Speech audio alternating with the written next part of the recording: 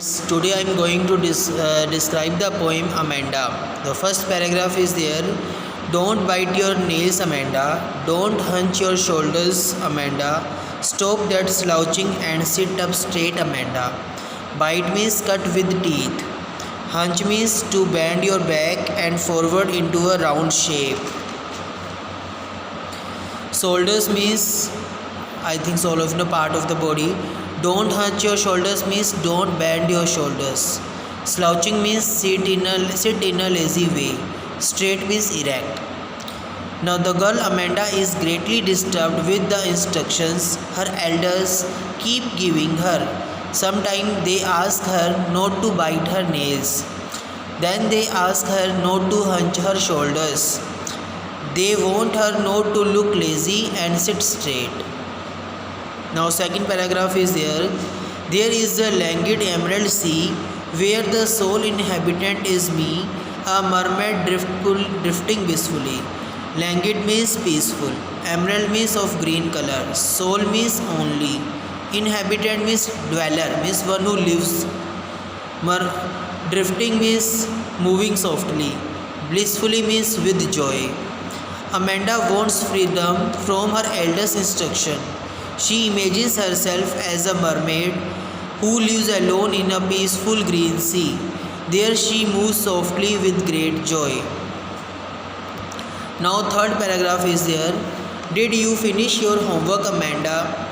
Did you tidy your room, Amanda? I thought I told you to clean your shoes, Amanda. Finish means to complete.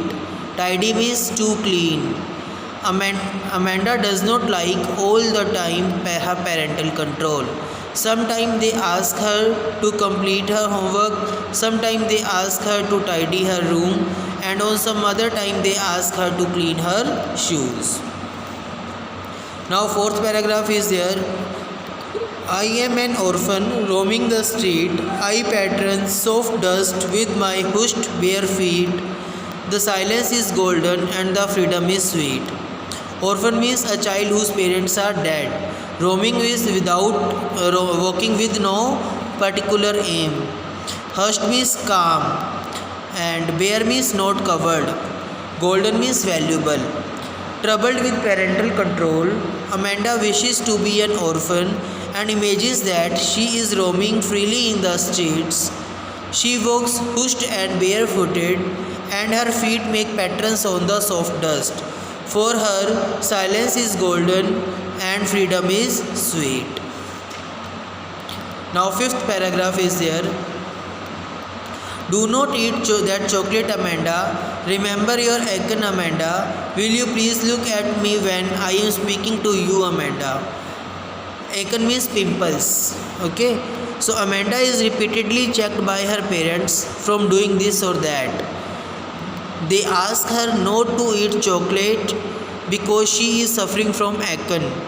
One of her parents asks her not to ignore him or her when she is being talked to, or when they are talking to her.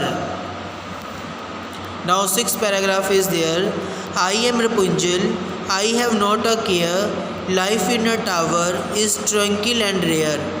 I will certainly never let down my bright hair. Care means worry. Tower means minaret. Truncate means peaceful.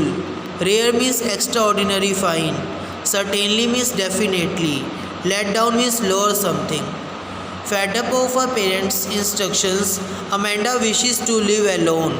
She wishes to be Rapunzel and live a careful life. She wishes to live in a tower where life is peaceful and extraordinarily fine.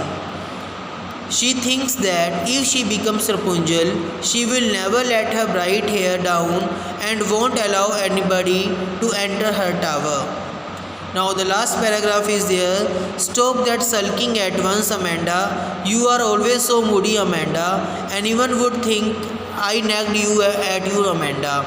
Sulking means being in a bad mood. Moody again bad tempered. Nagged means troubled. Amanda is asked to immediately stop being in sad mood.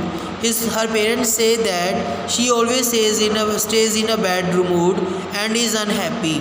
One of her parents tells her that seeing her in bad mood, anybody would think that she is troubled by her parents.